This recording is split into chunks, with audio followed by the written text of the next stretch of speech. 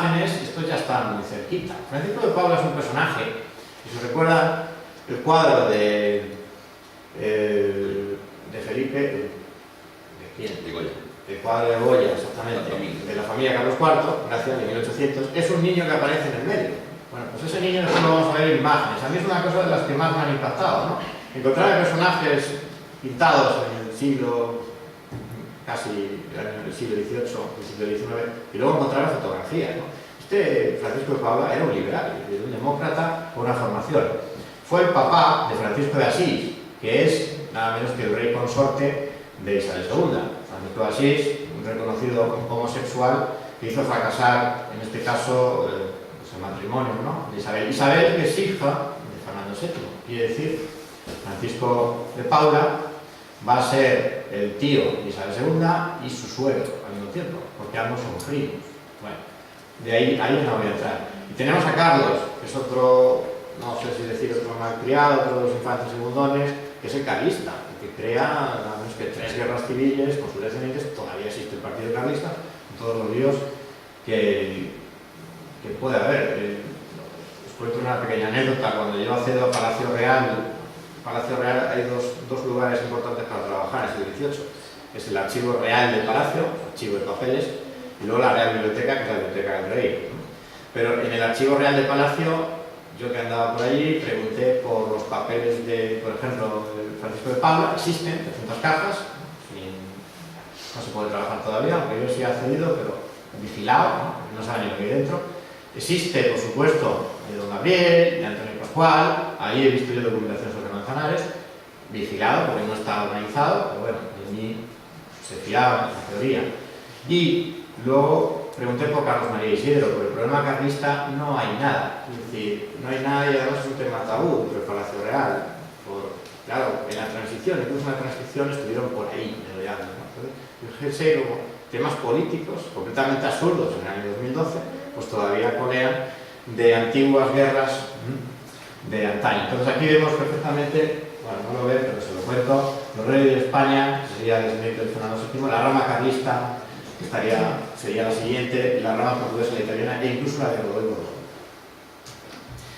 Bueno, estos retratos de palacio, en donde aparecen toda la familia real. Aquí aparecen 4 reyes, nada menos, ¿eh? Entonces aquí aparece Felipe V, aparece Carlos III, Fernando VI y Luis I, son todos reyes. Este de aquí es Comendador de Manzanares, que parece una niña, pero es don Felipe. En este cuadro de Fanlú, de nuevo tenemos importantes personajes. Este es Carlos III, tenemos por aquí está Felipe V, don Felipe, que es el Comendador de Manzanares, que pone la manita con una corona, no la lleva a tocar nunca, lo mandaron a Parma. Y este es el astuto Luis Antonio Jaime, a la espalda de la Farnese. Fernando VI no tuvo hijos, por tanto es un retrato un poco triste, con Bárbara de Braganza. Y este es el más conocido. Aquí tenemos a Fernando, el infante, el príncipe de Asturias, Carlos María Isidro, a Rebufo. Por aquí tenemos a Francisco de Paula, Carlos IV, Antonio Pascual, que es el hermano y es comendador de Manzanares. Y estos son ya descendientes de don Felipe en Parma, don Luis y Carlos Luis, que es el niño en brazos, aunque después lo vamos a ver en fotografías. Don Felipe, comendador de Manzanares, en casa, está en Parma y tiene a sus niños por allí. Su hijo va a ser el que herede de Parma y la niña va a ser nada menos que María Luisa de Parma, reina de España, casada con Carlos IV. El astuto don Luis, ya después de ser obispo, pues está en la Arenal de San Pedro. Este de aquí es Goya, pintando un retrato con su mujer. Su hijo lo hicieron obispo de Toledo para que no tuviera descendencia, y la niña que se va a casar con nada menos que Manuel Godoy. Felipe de Borbón, con todo su porte, en su corte de Parma, son retratos todos de él. Francisco Javier de Borbón fue comendador de Manzanares, murió con 14 años.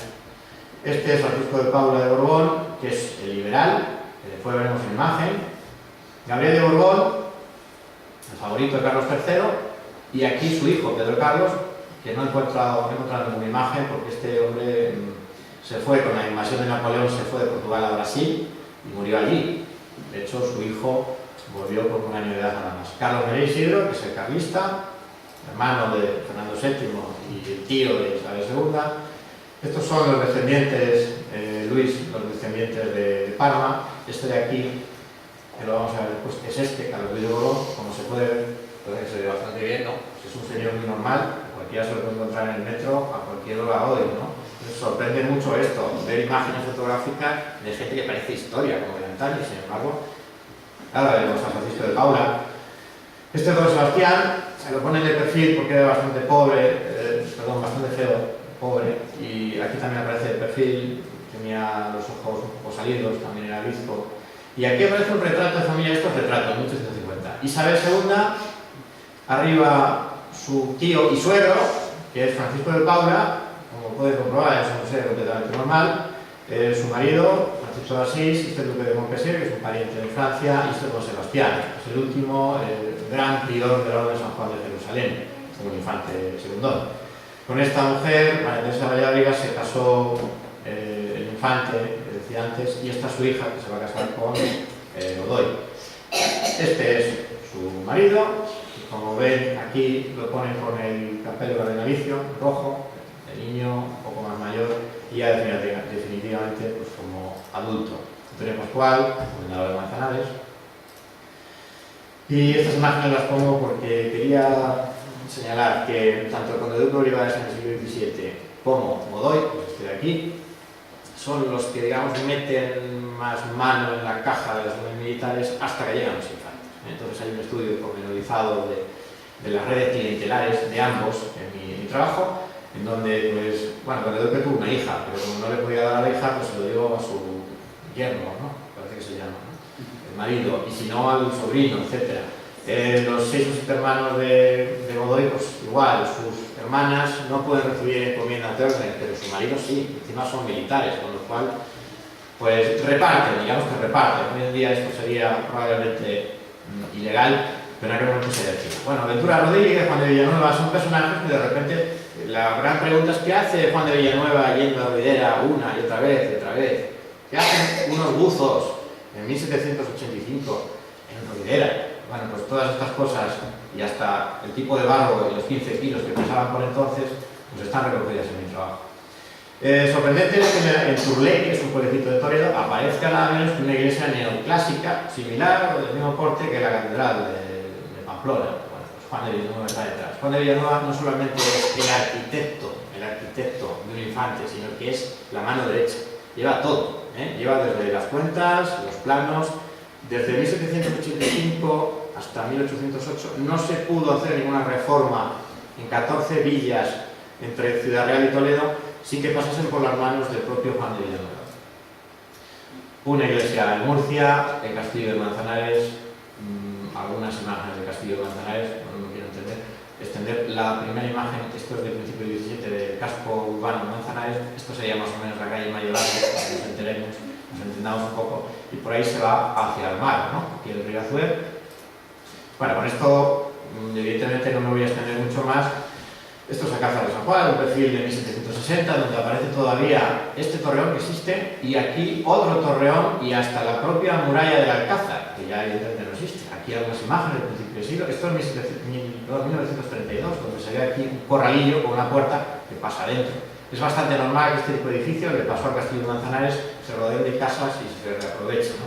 Hoy en día esta torre tiene una utilidad cultural.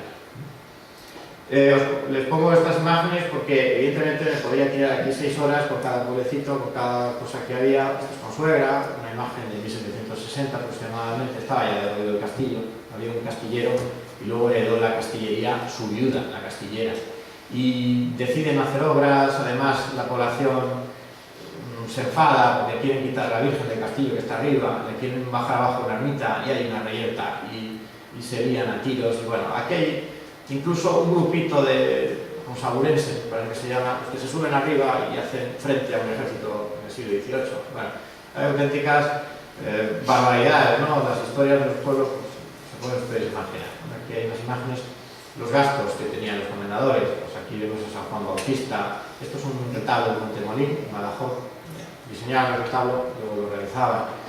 Es decir, con ello que hay hospitales en Villacaña. Se hicieron 2, no, al final no hicieron ninguno. Llegó la guerra en 1808, pero hay propuestas, es decir, y grandes constructores. Hay una enorme actividad. Esto es el castillo de Calatrava, la nueva sede de Calatrava. esto es un convento, sede de la Orden de Alcántara, esto es San Marcos de León, sede de la Orden de Santiago, donde los curas creaban su oficio. Esto era Montesa, después de caerse, porque esto sufrió un terremoto a mediados del siglo XVIII y allí murieron una veintena de curas, porque ahí estaba la información. Ese es el convento de Montesa. Lo que se hizo fue reubicarlos en Valencia.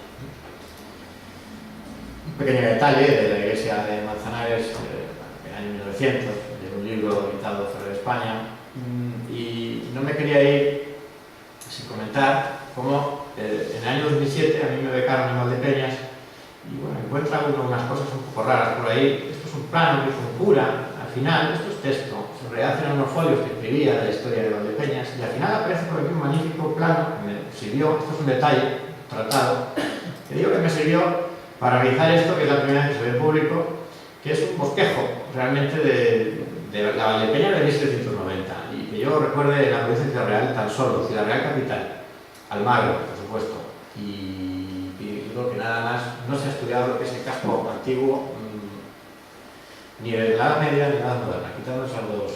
Pues aquí se dan detalles muy significativos. Por ejemplo, todos recuerdan, me imagino, que hace los años 80 hubo una inundación, que hubo muchos muertos, 20 muertos o algo así. Bueno, pues para sorpresa, yo he encontrado documentación del siglo XVI en donde ya había esos problemas. El problema está aquí, en este punto.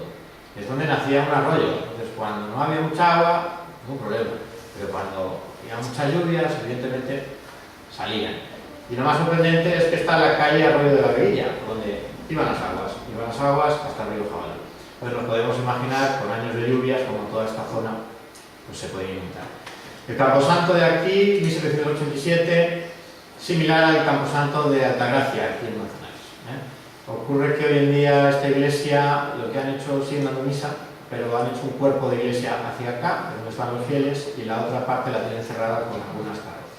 Unos detalles significativos de lo que se puede hacer a partir de la documentación. Esto es una reconstrucción muy pedagógica de cómo era la parroquia de la Asunción de Valdepeñas a partir de, bueno, del trabajo del 2007.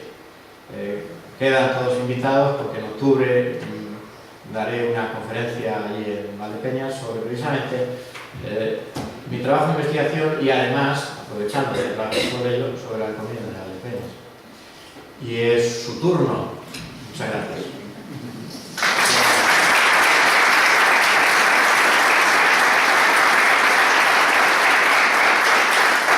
Si tienen alguna pregunta, podemos establecer un pequeño debate y no sean tímidos, que nos lo sabemos todo, los dos, no hay ningún problema, no nos van a dejar en ningún mal lugar. Si alguien está interesado, bueno, pues nada más. Pues muchas gracias a todos.